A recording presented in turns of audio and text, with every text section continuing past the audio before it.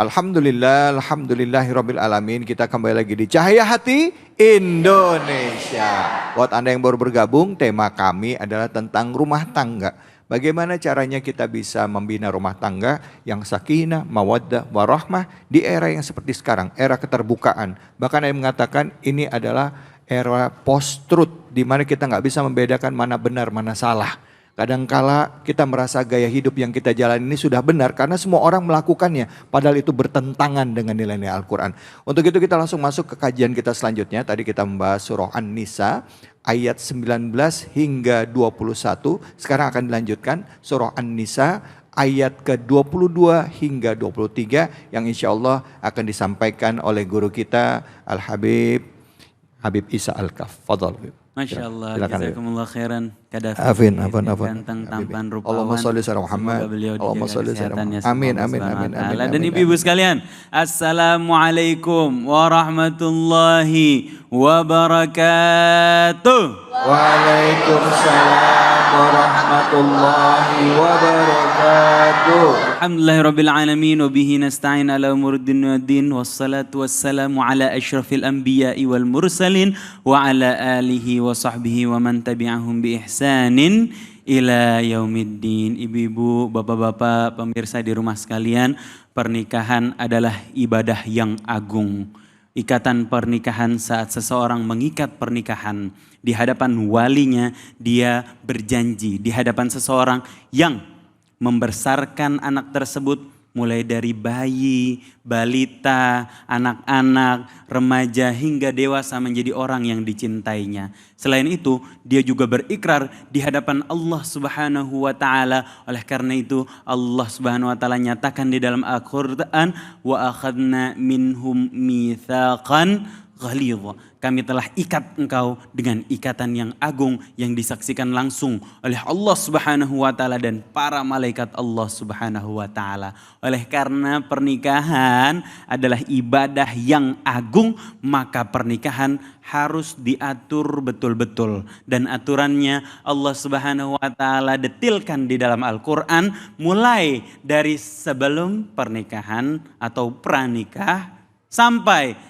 ketika pernikahan atau saat pernikahan itu berlangsung dan usai pernikahan tersebut selesai, atau saat bercerai, atau saat seorang istri kehilangan suaminya karena meninggal, atau suami kehilangan istri karena meninggal, atau pasca pernikahan. Semuanya diatur sama Allah Subhanahu wa taala, termasuk pranikah sebelum bernikah.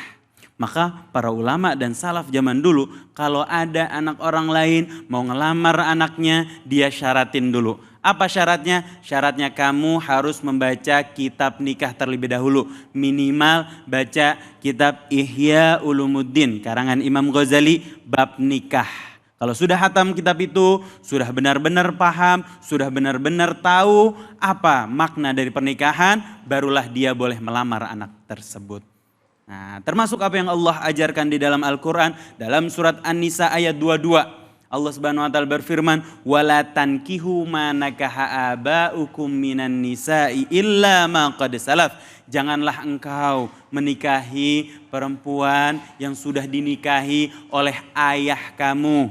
Gak boleh menikahi janda dari ayah kita sendiri, tidak boleh.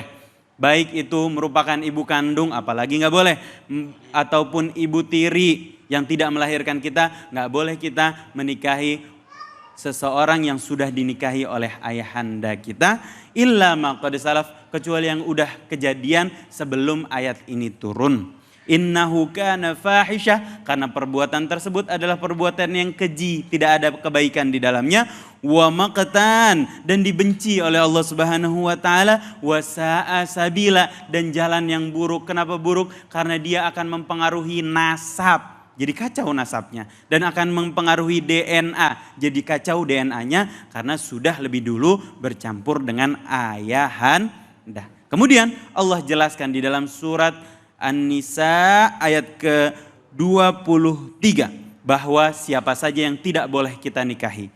Dan orang yang tidak boleh kita nikahi ini boleh disentuh. Artinya ketika bersentuhan tidak berdosa. Selain yang disebutkan di dalam surat An-Nisa ayat 23 ini haram untuk disentuh. Haram untuk berduaan di dalam satu ruangan. Dan beberapa ulama berpendapat kalau di luar daripada orang-orang ini, kalau sentuhan ketika berwudu maka batal wudunya. Menurut mazhab Imam Syafi'i. Siapa saja? Hurrimat alaikum ummahatukum. Yang tidak boleh dinikahi adalah yang pertama ibu sudah jelas. Wa banatukum dan anak perempuan. Wa akhwatukum saudara perempuan. Wa ammatukum wa khalatukum. Dua-duanya bibi. Ammat adalah bibi dari ayah. Khalah adalah bibi dari ibu, saudara kandung daripada ibu kita, khal artinya khalah. Saudara kandung daripada bapak kita ammah namanya. Wa banatul akhi wa banatul ukh. Dua-duanya adalah keponakan, baik dari saudara laki-laki dan saudara perempuan. Wa ummahatukum allati arda'nakum. Dan ibu sesusuan kita. Wa akhwatukum minar radha'ah. Dan saudara sepersusuan. Apa syaratnya sepersusuan? Syaratnya dia harus menyusui kurang dari 2 tahun atau 2 tahun pas. Di atas 2 tahun, apalagi kalau udah remaja, apalagi kalau udah tua, enggak sah. Tidak ada ikatan persaudaraan. Tapi kalau dia masih bayi, kalau di dalam mazhab Imam Syafi'i minimal 5 kali nyusuin. Kalau di mazhab lain ada yang mengatakan minimal sampai minum dan kenyang sudah sah menjadi saudara persusuan. Saudara persusuan itu apa? Suaminya bapak persusuan, anaknya saudara persusuan, ayahnya adalah kakek sepersusuan. Semua saudara yang saudara persusuan adalah mahram, haram dinikahi. Wa ummahatukum allati wa ummahatu nisaikum wa rabaibukum allati fi hujurikum. Istri-istri kalian dan anak-anak dari istri-istri kalian yang sudah kalian pelihara. Min nisaikum allati dakhaltum bihin. Daripada istri yang sudah kalian campuri. Artinya anak tiri kita yang sudah kita campuri ibunya, maka haram untuk dinikahi. Tapi kalau belum dicampuri, maka boleh untuk dinikahi. Dan siapa lagi? Wa halailu abnaikum. Mantu nggak boleh.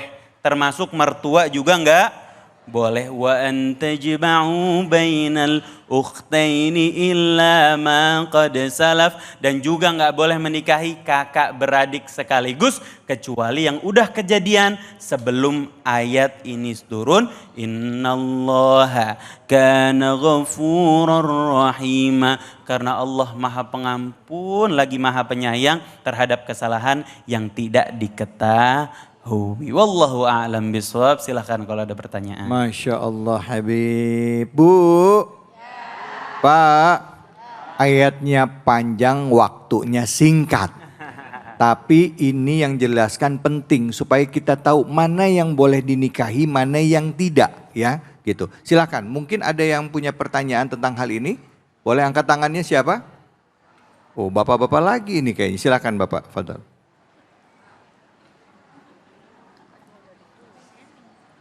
Mic-nya sudah nyala tadi. Ayatnya panjang, waktunya singkat. Waktunya singkat. Yang ngos-ngosan. Baik. Silakan Pak. Assalamualaikum warahmatullahi wabarakatuh. Waalaikumsalam warahmatullahi wabarakatuh. Bismillah. Izin Pak Ustadz, saya Supriyadi dari DKM Masjid Jami Al-Muhajirin. Masya Allah. Saya ingin bertanya, belakangan ini kita sering mendengar kekerasan seksual dalam rumah tangga. Untuk itu, apa hukumnya dan bagaimana Islam melindungi perempuan dari hal tersebut? Terima kasih. Wassalamualaikum warahmatullahi wabarakatuh. Waalaikumsalam warahmatullahi wabarakatuh. Kekerasan seksual dalam rumah tangga artinya ini dilakukan oleh suami kepada istrinya. Gitu, kekerasan seksual kan. Atau kepada incest atau kepada Oh saudara iya yang bisa. tadi jadi. diharamkan. Iya iya iya. Silakan Habib. Seringkali kita mendengar berita seperti itu dan ini hal yang sangat dikutuk di dalam Islam. Fahish. Pemerintah atau orang-orang yang memegang kuasa hukum harus mengambil tindak tegas terhadap hal ini. Bagaimana tindak tegasnya? Tindak tegasnya adalah dihukum dan diperlihatkan hukumannya agar menjadi efek jera untuk orang lain. Islam datang untuk melindungi para perempuan. Karena sebelum Islam datang, para perempuan kerap kali dilecehkan. Beberapa di antara kaum jahiliyah kerap kali melihat perempuan hanya fungsi biologisnya semata. Sehingga kalau perempuan datang bulan, dia ditaruh di kandang-kandang. Na'udzubillahimin dzalik. Baru kalau sudah bersih, ditaruh di rumah lagi. Maka perilaku seperti ini harus ditindak tegas dan harus mendapat perhatian agar tidak terulang lagi. Wallahu a'lam bishawab. Masya Allah, terima kasih banyak Habib. Bu, Pak, prihatin kita melihat berita yang ada ya, walaupun tidak semua ya. Dan ini bukan cuma dilakukan oleh kaum muslimin ya, ini perilaku menyimpang oleh manusia ya. Ada bapak yang memaksa atau ruda paksa kepada anaknya ya. Ya baik itu anak laki-laki maupun anak perempuannya dan lain sebagainya. Ini jadi PR bagi kita untuk mengawasi dan menjaga anak-anak kita. Apalagi anak yang dibawa atau anak yang masuk dalam rumah tangga ini mungkin dulu pernah ada pernikahan sebelumnya ya. Anak bawaan istri atau anak bawaan dari suami ya yang mengalami hal tersebut. Tadi sudah dijelaskan oleh Habib ya. Jangan takut untuk menyampaikan kebenaran dan anak kita butuh perlindungan. Islam menghargai itu dan menghormati itu. Jadi kita harus tegakkan itu sesuai dengan ajaran Islam. Ya Bu ya? Bu, jangan begini-begini aja. Ya Pak ya? Setuju Pak?